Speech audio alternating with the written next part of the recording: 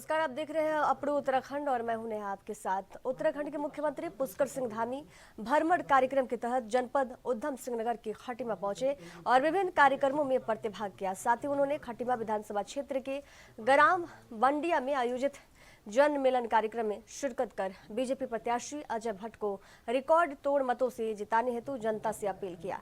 इस अवसर पर बीजेपी प्रत्याशी अजय भट्ट और मुख्यमंत्री धामी ने बीजेपी सरकार के 10 साल के कार्यकाल में हुए विकास कार्यों के नाम पर जनता से समर्थन मांगा।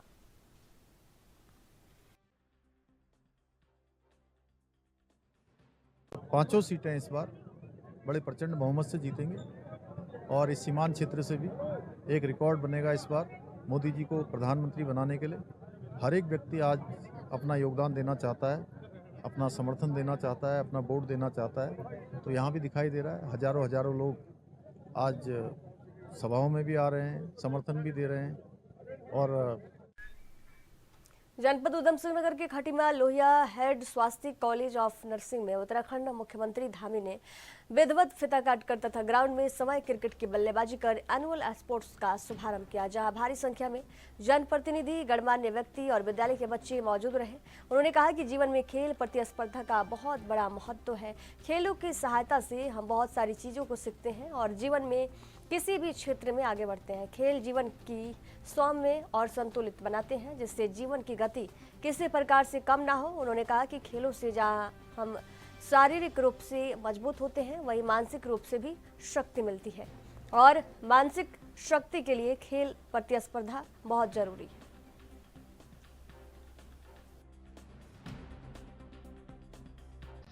और जीवन में खेल बहुत जरूरी है, जिसके कारण से हम बहुत सारी चीज़ों को सीखते हैं, बहुत सारी चीज़ों की ओर आगे बढ़ते हैं। जीवन में किसी भी क्षेत्र में आगे बढ़ने के लिए हमें खेल जो स्पर्धा है उसको जीवन में भी उतारना होता है, क्योंकि जीवन भी इसी प्रकार का है।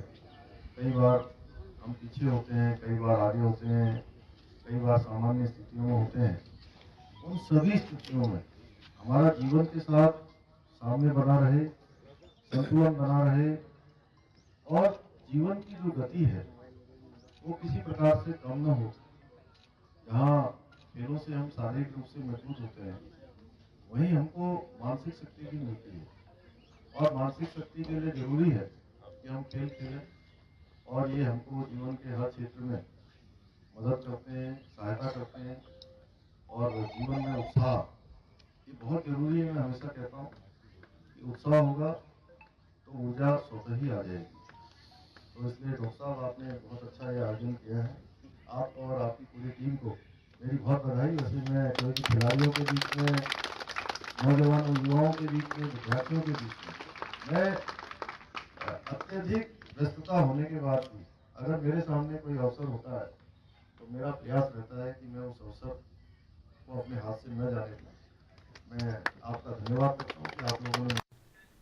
लोकसभा चुनाव का बिगुल बजने के बाद सभी दल के प्रत्याशी चुनावी मैदान में उतर चुके हैं।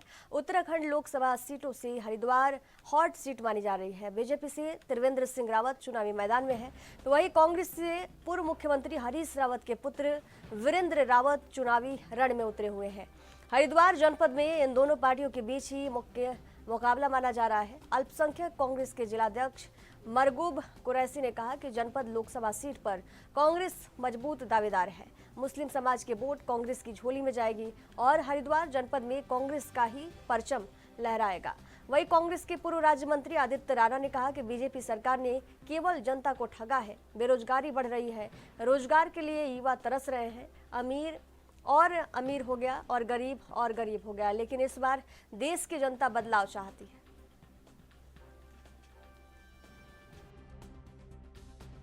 देखिए, मुस्लिम समाज ही नहीं, आज लोकसभा चुनाव बिल्कुल सर के ऊपर है। 19 तारीख को चुनाव होना है और 19 तारीख को पूरे देश की जनता ने मन बना लिया है कांग्रेस के पक्ष में वोट करने के लिए। आज जनता भारतीय जनता पार्टी से, देश की पूरी जनता त्रस्त है, दुखी हैं, चूँकि महंगाई चरम पर है और महिला सुरक्षा जो उन्होंने वादे किए थे भारतीय जनता पार्टी ने कि महिलाओं को सुरक्षा देंगे, आज महिलाओं के देख लीजिए अनीता कंडारी को देख लीजिए, मणिपुर का कांड देख लीजिए, पूरा देश झकझोर करके रख दिया। कांग्रेस पार्टी है वो हमेशा सबको साथ लेके चलती है और हमेशा से जो है जब भाईचारे के पैगाम की बात आती है, मोहब्बत की बात आती है, आज राहुल गांधी जी लगे हुए हैं और वो सबको साथ ले चलने में और मुस्लिम भाइयों को गले लगाने में रहती है। जबकि भाजपा जो है वो धर्म को बांटने में, डिवाइड करने में, नफरत फैलाने में उनकी ये विचारधारा है। निश्चित रूप से मुस्लिम भाई जो हैं वो हमारे जो है हरीश रावत जी की ओर से और देख रहे हैं और हरीश रावत जी का बहुत सम्मान करता है हरिद्वार का जो मुसलमान भाई है, और रावत जी भी मुसलमान भाइयों के लिए हमेशा तत्पर रहते हैं। पिछले इलेक्शन में आपने देखा भी होगा इन लोगों ने कैसे कैसे हरकतें करके उनको जो है मुस्लिम बना के इन्होंने जो है माहौल बिगाड़ने का काम इस भाजपा सरकार ने किया। रही बात कि कौन कौन छोड़कर जा रहे हैं, ये जो लड़ाई है, ये जो इलेक्शन है, ये कुछ सिद्धांतों का है। अभी खड़गे जी ने कहा है, राहुल गांधी ने आखिरी इलेक्शन होगा अगर इसमें भी आप सोच समझकर संभल कर वोट नहीं देंगे। दलितों का आरक्षण खत्म करने का काम ये करने जा रहे हैं, संविधान को ये बदलने का काम कर रहे हैं। कहाँ रहा है संविधान, ये जिसको चाह रहे हैं ईडी, सीडी, सीबीआई फलान मुख्यमंत्रियों को अंदर करने का काम कर रहे हैं। तो आज जो है ये 2024 का 19 अप्रैल का जो इलेक्शन है, ये आपको दलितों को, मुस्लिम सबको, किसानों को, सबको बहुत सोच विचार करके वोट करनी है। कांग्रेस के पक्ष में वोट करनी है, हरीश रावत जी को जिताना है, राहुल गांधी जी के हाथ। कांग्रेस में रहे पूर्व कैबिनेट मंत्री दिनेश अग्रवाल ने अपने समर्थकों के साथ आज बीजेपी का दामन थाम लिया। उन्हें प्रदेश अध्यक्ष महेंद्र प्रसाद भट्ट ने पार्टी का पट्टा पहनाकर प्रदेश बीजेपी मुख्यालय में उनका स्वागत किया। इस बार कांग्रेस के प्रदेश अध्यक्ष करण मारा ने कहा कि इतने सालों तक दिनेश अग्रवाल कांग्रेस के साथ काम करते रहे। उन्हें 6 से 7 बार पार्टी ने चुनाव लड़ाया, कैबिनेट मंत्री बनाया। इसके अलावा पार्टी के तेज तर्रार विधायक मयूख महर की नाराजगी भी उनकी वजह से झेली। प्रदेश अध्यक्ष ने कहा कि उसके बाद जब वे चुनाव हार गए, फिर उन्हें मेयर का चुनाव लड़ने के लिए भी पार्टी ने उनको टिकट दिया। उसके बाद भी अगर दिनेश अग्रवाल ये कहे कि उन्हें पार्टी में कोई तवज्जो नहीं मिला और पार्टी में कुछ भी ठीक नहीं है, तो इससे शर्मनाक बात क्या होगी।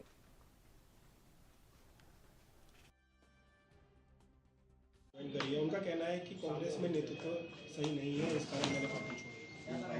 इतने सालों तक दिनेश अग्रवाल इसी नेतृत्व के साथ काम करते रहे। एक ऐसे व्यक्ति को 6-6, 7-7 बार चुनाव पार्टी ने लड़ाया, कैबिनेट मंत्री बनाया, मयूख महर जैसे एक तेज तर्रार विधायक की नाराजगी भी पार्टी ने उनकी वजह से झेली। उसके बाद जब वो चुनाव हार गए तो उनको मेयर का चुनाव लड़ने के लिए भी पार्टी ने मदद करी, उनको टिकट दिया। उसके बावजूद भी अगर आदमी ये कहे कि मेरे को तवज्जो नहीं मिली और पार्टी में सब कुछ ठीक नहीं है, तो इससे शर्मनाक बात क्या होगी। वो बताए ना, क्या वो अंकिता के वीआईपी का नाम नहीं जानना चाहते? वो बताए ना कि SSSC भर्ती घोटाले में जो लाठीचार्ज बच्चों पे हुआ, क्या उससे खुश हैं? वो बताए ना पटवारी पेपर लीक पे उनका क्या कहना है? महिला अपराध में उत्तराखंड 9 हिमालय राज्यों में पहले नंबर पर आ गया, इसमें दिनेश अग्रवाल जी का क्या कहना है? वैसे हम उनको पार्टी से 6 साल के लिए निष्कासित कर चुके हैं, ज़्यादा मुझे उनके लिए कुछ नहीं कह रहा। पत्रकारों में एक विषय को लेकर चर्चा है दिनेश अग्रवाल जी को लेकर, उसके तथ्यों को हम जुटा रहे हैं। अगर वो तथ्य प्राप्त हुए तो मैं निश्चित ही आप लोगों के बीच में दोबारा आऊँगा। महिला कांग्रेस के प्रदेश अध्यक्ष ज्योति रौतेला ने पौड़ी में महिला कार्यकर्ताओं की बैठक में लोकसभा चुनाव पर विस्तार से चर्चा की। उन्होंने महिलाओं से घर घर जाकर कांग्रेस प्रत्याशी के पक्ष में मतदान करने की अपील की। शनिवार को कांग्रेस कार्यालय में आयोजित बैठक में महिला कांग्रेस की प्रदेश अध्यक्ष ज्योति रौतेला ने महिला कार्यकर्ताओं को घोषणा पत्र की जानकारी दी और कहा कि महंगाई, बेरोजगारी से जनता परेशान है। जनता के बीच जाकर केंद्र सरकार की जन विरोधी नीतियां पहुंचाई जाए। जनता इस बार परिवर्तन चाहती है। उन्होंने सभी से एकजुट होकर कांग्रेस प्रत्याशी को भारी मतों से जीत दिलाने पर जोर दिया।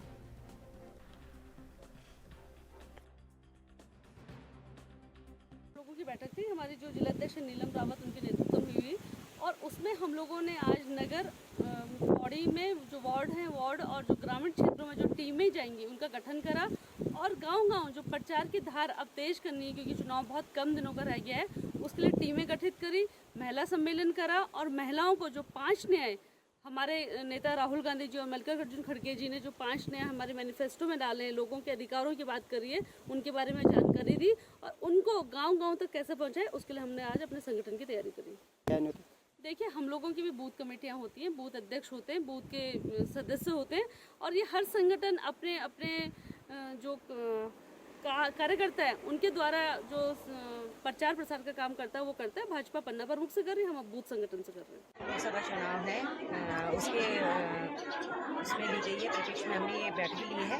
इसमें हमने महिलाओं से, जो हमारी प्रदेश सचिव हैं, उन्होंने जो हमारे मैनिफेस्टो है उसके बारे में बताया है सारा कि किस किस तरीके से हमें कौन कौन सी तैयारियां करनी है और किस तरीके से हमें महिलाओं को आगे समझाना है कि हमारी जो एक न्याय की 5 गारंटी जो आई है महिलाओं के लिए, सबसे अच्छी गारंटी वो आई है जिसमें 1 साल में 1 लाख रुपए गरीब महिला को देने के लिए और आधी आबादी आधा हक, ये सभी तरह के उन्होंने चर्चाएं अभी महिलाओं के साथ की है। जिस तरीके और कहा है कि महिलाओं को जो टीम बनाकर गाँव जो कि जो हमारी न्याय की गारंटी है समझाने के लिए बताया है कि किस तरह से समझाया जाए हमें महिलाओं को। और जिस तरीके से अब पहले हम लोग राशन हम लोगों को मिलता था और उसमें ही अब देखिए प्लास्टिक के चावल आ रहे हैं, उस के लिए भी लोगों को जागरूक करने के लिए कहा गया है ताकि प्लास्टिक के चावल खा के उनको किसी तरह की कोई बीमारियां ना हो, क्योंकि आपको पता है प्लास्टिक के चावल खाएंगे तो सबसे पहले कैंसर ही होगा लोगों को। तो इस तरीके से भी लोगों को समझाने के लिए हमें बताया गया है कि उनके स्वास्थ्य के साथ भी एक खिलवाड़ हो रहा है और महंगाई के ऊपर, इन सभी के ऊपर हमारी अभी चर्चा हुई है। तो यही सब जाके हमने धरातल में अभी उत्तराखंड कांग्रेस को लोकसभा चुनाव से पहले झटके लगने का सिलसिला थमने का नाम नहीं ले रहा है। दरअसल आज पूर्व कैबिनेट मंत्री दिनेश अग्रवाल ने सैकड़ों समर्थकों के साथ बीजेपी का दामन थाम लिया। बीजेपी मुख्यालय देहरादून में सदस्यता ग्रहण कार्यक्रम का आयोजन किया गया था। इस दौरान दिनेश अग्रवाल ने सैकड़ों समर्थकों के साथ बीजेपी का दामन थामा। बीजेपी प्रदेश अध्यक्ष महेंद्र भट्ट, सांसद डॉक्टर रमेश पोखरियाल निशंक, कैबिनेट मंत्री सुबोध उनियाल ने दिनेश अग्रवाल समेत तमाम कांग्रेसी नेताओं की ज्वाइनिंग कराई। वहीं बीजेपी प्रदेश अध्यक्ष महेंद्र भट्ट ने पत्रकारों से बातचीत में कहा कि कांग्रेस के अभी कई नेता उनके संपर्क में हैं, जल्द अन्य कांग्रेसियों की पार्टी में ज्वाइनिंग करवाई जाएगी।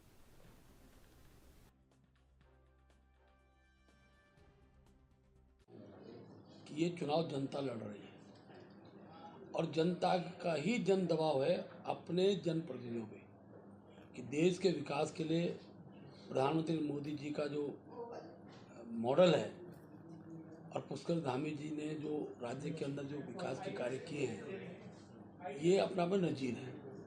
और जन दबाव जब होता है तो प्रत्येक जनप्रतिनिधि किसी भी दल का हो, उसे जन दबाव के आगे नतमस्तक होना पड़ता है। और यही कारण है कि आज जन दबाव का भी प्रभाव है, मोदी जी के कार्यों का प्रभाव है और बड़ी संख्या में दूसरे दलों को हमसे जुड़ रहे हैं। और ये क्रम मैंने पहले से इनसे कह रहा हूँ, मतदान से एक दिन पूर्व तक, क्योंकि हमने 100% विधानसभा जीतनी है।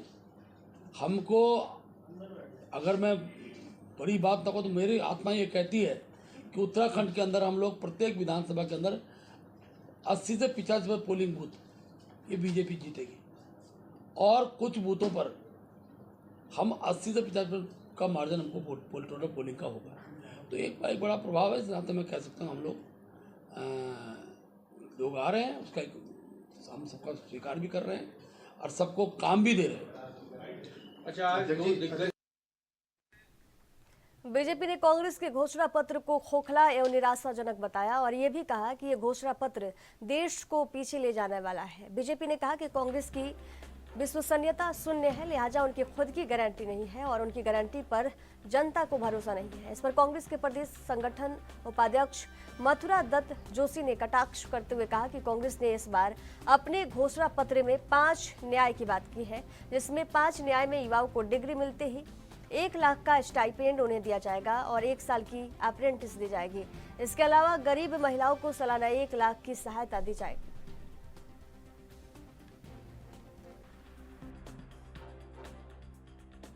अभी प्रस्तावित कार्यक्रम है और अभी शाम तक वो कार्यक्रम क्लियर होगा।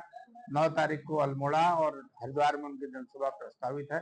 उसके बाद श्रीमती प्रियंका गांधी जी भी आएंगी, हिमाचल के मुख्यमंत्री का भी कार्यक्रम बन रहा है और सचिन पायलट जी का भी कार्यक्रम बन रहा है और जल्दी ही ये कार्यक्रम बन जाएगा। तो हमें उम्मीद है कि लगातार अब इसके बाद 15 तारीख 16 तारीख तक राष्ट्रीय नेताओं के और जो हमारे स्टार प्रचारक हैं उनका कार्यक्रम उत्तराखंड में बने। वक्त है एक छोटे से ब्रेक का। ब्रेक के बाद जल्द हाजिर होंगे। देखते रहिए एएनबी न्यूज़।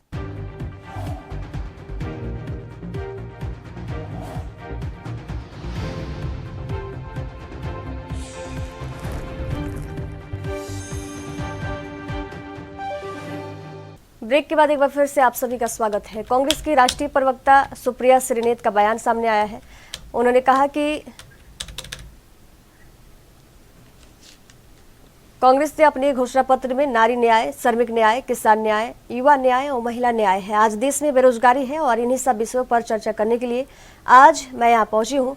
सुप्रिया ने कहा कि पेपर लीक के खिलाफ कानून बनाया जाएगा। इसके अलावा कामकाजी महिलाओं को सालाना 1 लाख देने का वायदा भी किया है। उन्होंने कहा कि 750 से ज्यादा किसानों की शहादत अभी तक देश में हो चुकी है। इसके अलावा उनके एमएसपी को लेकर भी कांग्रेस ने अपने घोषणा पत्र में जिक्र किया है। इसके अलावा किसानों की खाद बीज और उनकी खेती से सुचारू रूप से किस तरह से मदद मिल सकती है, ये सब बातें कांग्रेस ने अपने घोषणा पत्र में शामिल की है। किया है और इस घोषणा पत्र के प्रमुख स्तंभ नारी न्याय, किसान न्याय, युवा न्याय, श्रमिक न्याय और हिस्सेदारी न्याय है। मैं इसी के बारे में चर्चा करने यहाँ पर आई हूँ क्योंकि यही स्तंभ जो है वो इस देश को चाहिए। युवा बेरोजगारी से जूझ रहा है। हम युवा न्याय में कहते हैं 30 लाख सरकारी पद बढ़ेंगे। 1 साल का स्टाइपेंड 1 लाख रुपए ग्रेजुएट्स को दिया जाएगा। पेपर लीक के खिलाफ कानून बनाया जाएगा। नारी न्याय में हम कहते हैं 50% नौकरियां जो होंगी वो नारियों के लिए रिजर्व होंगी। हमारा मानना है कि महालक्ष्मी योजना के तहत गरीब महिलाओं को 1 लाख रुपए सालाना दिया जाएगा। हमारा मानना है कि महिलाओं के लिए एक अधिकार मैत्री नियुक्त की जाएगी पंचायत लेवल पर। और सबसे बड़ी बात है कि हम किसानों की बात करना चाहते हैं। 750 की किसानों की शहादत हो गई। एमएसपी की कानूनी गारंटी देंगे। इसके साथ ही साथ उनके खाद, उनके बीज, उनके उपक्रमों को जीएसटी से मुक्त करेंगे और उनकी कर्जा माफी करेंगे। ये सरकार पूंजीपतियों के 16 लाख करोड़ माफ करती है, हम किसानों का कर्जा माफी करेंगे। श्रमिकों के लिए, गिग वर्कर्स के लिए एक सामाजिक सुरक्षा की योजना आएगी। मनरेगा की मानदेय हम बढ़ाकर 400 रुपए प्रतिदिन करेंगे। और यही नहीं, 25 लाख की एक हेल्थ बीमा योजना आएगी जिसके तहत इलाज, टेस्ट, दवाइयां इत्यादि सब मिलेगा। और हिस्सेदारी न्याय की हम बात करते हैं जिससे गरीब, शोषित, वंचित लोगों को उनका हक मिले। 73% इस देश के लोग हाशिए पर हैं। जो गरीब जनरल कास्ट के हैं वो भी हाशिए पर हैं। तो एक सोशियो इकोनॉमिक, एक आर्थिक और सामाजिक जनगणना होकर पता तो चले कि लोगों की स्थिति क्या है। उसके लिए हम पूरी तरह से प्रतिबद्ध हैं। उत्तराखंड जैसे पहाड़ी इलाकों में जहाँ पर पहाड़ों का बंजर होना घोषित हो रहा है, जहाँ पर कई आदिवासी जातियां इस देश में रहती हैं, उनके जल जंगल जमीन के साथ खिलवाड़ हो रहा है, उन कानूनों को मुस्तैदी से लागू किया जाएगा। और जो बाहुल्य इलाके हैं आदिवासियों के, उसको जरूर आदिवासी अधिसूचित किया।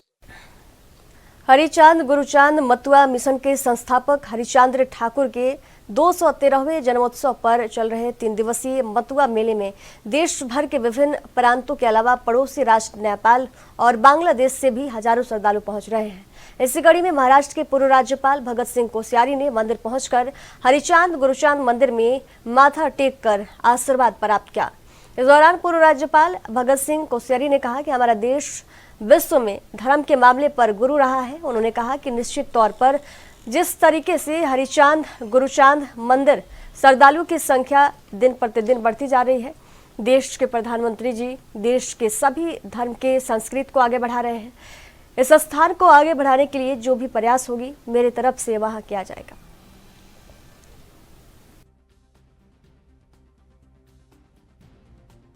पहले तो मैं यहाँ इस धर्म सभा में उपस्थित हुआ हूँ। ईश्वर का स्थान है, ऐसी जगह पे किसी प्रकार का कोई विवाद नहीं होना चाहिए। यदि हो रहा है तो ये हम ही सब लोगों के लिए एक दुखद विषय है। परंतु सत्य क्या है, ईश्वर शक्ति देता है और आज सत्य की जीत हुई है। इसीलिए आपके सामने ये लाखों लोगों, करोड़ों लोगों का जो ये आस्था है, उसके अनुसार ये मेला जो है हो रहा है, संपन्न हो पा रहा है, जिसमें हमारी जुडिशरी जो है उसका अहम रोल है और ईश्वरीय शक्ति से ये मेला आज संपन्न हो पाया है। जैसा आप सब जानते हैं कि इस मेले की शुरुआत स्वामी गोपाल दास महाराज जी ने की थी और ये मेला विगत लगभग 50 वर्षों से अनवरत रूप से चला आ रहा है। उनके द्वारा एक समिति का गठन किया गया था, क्योंकि जब ये समाज बड़ा, मतुआ समाज यहाँ पर फैला, तो महाराज जी ने इसको सुनियोजित और व्यवस्थित करने के लिए कई तरीके के जो है।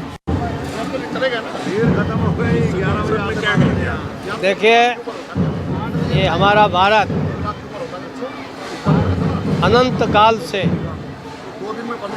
ये धार्मिक आध्यात्मिक दुनिया का गुरु रहा है, केंद्र रहा है, और यहाँ विविध प्रांतों में जहाँ भी हमारे लोग निवास करते हैं वो अपने अपने ढंग से एक ही संस्कृति की पूजा करते हैं, और उसी संस्कृति के रूप में हमारा बंगाल, बांग्लादेश, यहाँ के जो हमारे निवासी हैं और जो आज देश के अलग अलग कोनों में भी बहुत सारे बस गए हैं, वे चाहे अपना दशहरे का अवसर हो, दुर्गा पूजा हो, या फिर ऐसे यहाँ इस पवित्र जल में स्नान की बात हो, वो यहाँ माँ वारुणी, तो वरुण से वारुणी होगा, माँ वारुणी के जल में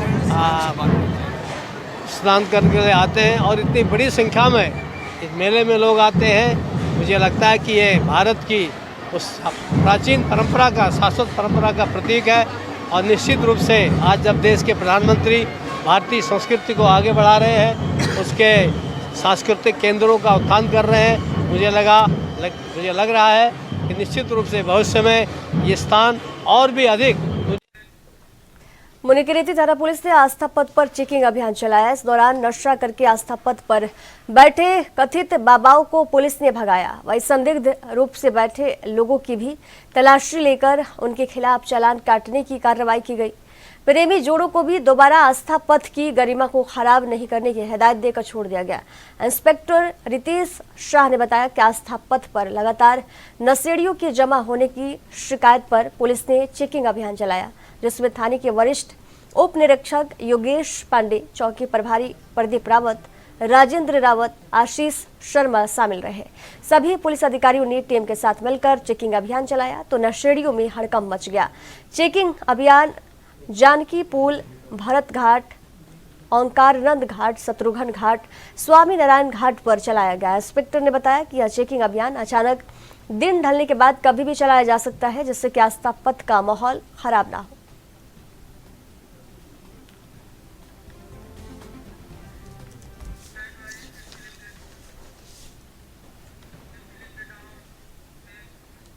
बीजेपी प्रदेश प्रवक्ता हरि पाठक ने कहा कि केंद्र एवं राज्य सरकार की विभिन्न योजनाओं का लाभ जनता ले रही है। कुमाऊं गढ़वाल में इस समय प्रगति हो रही है। पहाड़ों पर शुद्ध पानी की व्यवस्था के लिए सरकार द्वारा युद्ध स्तर पर काम किया गया, जिससे जनता को पीने का पानी अब 24 घंटे निरंतर मिल रहा है। उन्होंने कहा कि आज बीजेपी शासन में विकास चरम सीमा पर है, जहां देहरादून से दिल्ली तक 2.5 घंटे की दूरी के लिए सड़कों का निर्माण किया गया।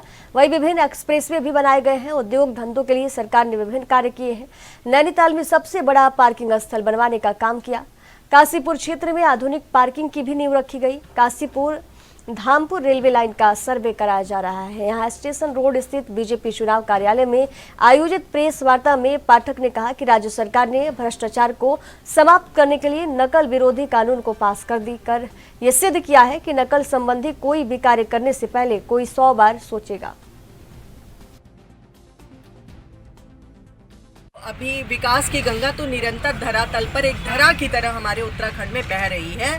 गढ़वाल के क्षेत्र में अगर आप जाते हैं तो वहाँ पर काफ़ी ज़्यादा इस समय तरक्की हो चुकी है, प्रगति हो चुकी है। ऑल वेदर रोड ले लीजिए, चाहे हर गल जल से कनेक्शन ले लीजिए, क्योंकि हमारे पहाड़ में देखा जाए तो पानी की समस्या को नल वगैरह की दिक्कत आती थी। महिलाएं जो छत अपने सिर पे पानी ले लेके जाती थी, उनसे उनकी पीड़ा सोचनी चाहिए। और मैं दूर क्यों जाऊँ, मैं पिथौरागढ़ की रहने वाली, जब मैं अपने ससुराल जाती थी तो मुझे भी 3 तल्ले से हैंडपंप से पानी लेके ऊपर आना पड़ता था, लेकिन आज मेरे ससुराल में 3रे तल्ले तक पानी आता है। तो मैं अपना जो अनुभव है वो बता रही हूँ कि इस तरीके से काफ़ी विकास होता चला आ रहा है। आज 2.5 घंटे में दूरी तय होगी आपकी दिल्ली से देहरादून तक की। ये भी विकास पे लगातार कार्य चल रहा है। जितने एक्सप्रेस वे लगातार बन रहे हैं और अभी मैंने अपने प्रेस पीसी में आपको बताया कि जो लगातार कार्य निरंतर चल रहे हैं, उसी क्रम में कुमाऊं को भी विकसित करने के लिए मानस खंडमाला मिशन जैसी योजना जो चलाई जा रही है, उससे हमारे कुमाऊं के परिवेश में भी लगातार रोजगार की बढ़ोतरी होगी और पर्यटक आएंगे। और जिस प्रकार से अभी हमारे यहाँ पे इन्वेस्टर समिट हुआ था, वो अनुमादन जिस चीज का हम लोगों ने वादा किया था जनता से कि इतने का इन्वेस्टर होगा, उससे ज्यादा की संख्या में इन्वेस्टर मीट यहाँ पर हुआ। और अब धरातल पर वो नजर भी आ रहा है, उधम सिंह नगर में हो चाहे कहीं और हो, अगर आप देखें तो वहाँ पे लगातार अभी कार्य करने की योजना को शुरू कर दिया गया है और चुनाव के बाद इसमें लगातार कार्य बड़ी तेजी से शुरू हो जाएंगे। मैम, देखा गया है कि जो सांसद आपके प्रत्याशी हैं अजय भट्ट जी, लगातार अपनी जो प्रेस कॉन्फ्रेंस है या जनसभाओं में केवल मोदी जी के जो अब उत्तराखंड की खबरों के सफर में फिलहाल दीजिए जाने की इजाजत। देखते रहिए ANB न्यूज। नमस्कार।